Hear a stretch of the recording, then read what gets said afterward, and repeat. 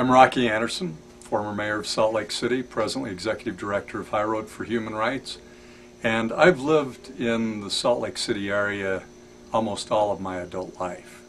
I was an undergraduate and did some graduate work at the University of Utah. Went away for 3 years after taking a couple of years off after college. Went away for law school, came back, and have been here ever since. Practiced law for 21 years. And Sam Weller's bookstore has played a role in my life the entire time, ever since my college days. I remember coming here, going through the philosophy section of the books, buying Christmas presents here. You always find somebody that works at Sam Weller's who can give you good ideas, who knows the books. You can tell they love reading. When I was mayor, I bought books for everybody in my office for several years for the holidays, Christmas holidays. And characteristic of me during the holidays, I'd come in 1 or 2 days before Christmas, and I'd have my list, the subjects, and a staff member would help me go through. I'd have 20, 25 books purchased in a very short period of time. They'd wrap them all for me, label them so I know who I'm giving them to. Always very helpful. But Sam Weller's bookstore is the kind of place that builds community. I remember running into Ron Boyce here all the time when I was practicing law. He's a great legal scholar. He was a professor at the University of Utah, renowned, very beloved. Probably one of the greatest, most respected lawyers and later a magistrate judge ever in the history of Utah.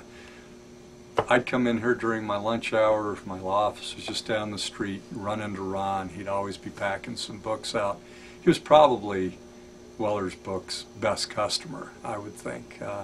The urban legend is he didn't have room for all of his books, and he started putting them in the dishwasher. Apparently he and his wife didn't use their dishwasher. But Sam Weller's is a place where you run into people that you know in the community, you get to know the employees, and it's all about reading, it's about knowledge, it's about ideas, and fundamentally it's about community.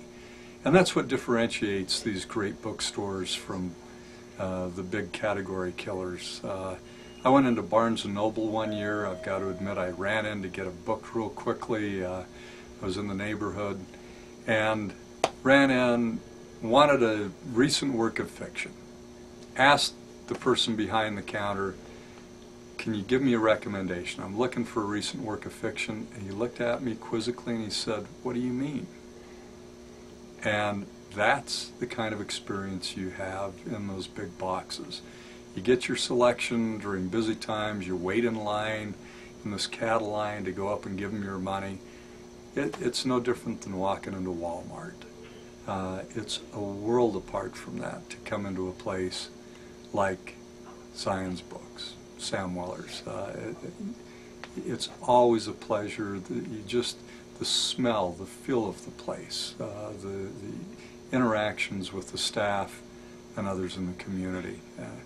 It's also been a meeting place for people to speak. We've met here on many occasions where people were speaking about different issues, and Tony and the staff here hosted these groups to have these discussions. So we're going to miss this place on Main Street. I'm glad that Zion's Books will always be part of this community. I hope that the community will always support this bookstore. And whenever one thinks about buying a book, before you get on the internet, think about your decisions are determining, your consumption decisions are determining whether places like this remain in our community.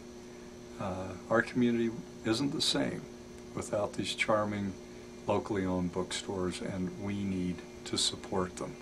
One other quick story, I got a book as a present from a former girlfriend one year, and it was on, she'd wrapped it with white wrapping paper, but it was solid typewriting, and I carefully unwrapped it and read the typewriting, And it was all her account of how she was going to buy me a book. She wanted to get it done quickly, got on Amazon, and she heard my nagging voice in the back of her brain say, don't be buying your books on the internet. Go down to Sam Weller's and buy a book and support your local bookseller. So she wrote about how she schlepped on down, found a parking place, came in and bought the book, and so I got that book that she gave me that she'd bought at Sam Weller's. And although you don't like to be a nag, it's not a bad thing to remind one another of the importance of our consuming decisions and the importance of supporting our local businesses and keeping this sense of community that places like this are able to provide each and every one of us. Our lives are better for places like Sam Weller Zion's books.